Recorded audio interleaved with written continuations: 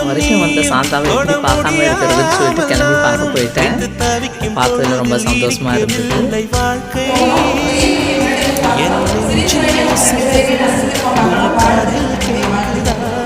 நான் தூவும் பூவிலை நெஞ்சில் பூக்குதா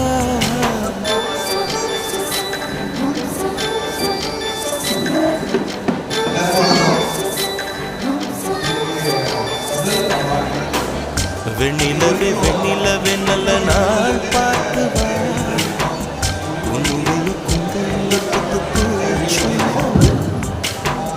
வெண்ணிலவே வெண்ணிலவே நல்ல நாள் பார்க்குவா பார்த்தோடனே திரும்ப வந்துட்டேன். தொலை தூரம் நின்று நீ ஏன் வெட்கம் கொள்கிறாய்? உன் அழகு விழிகளால் ஏன் என்னை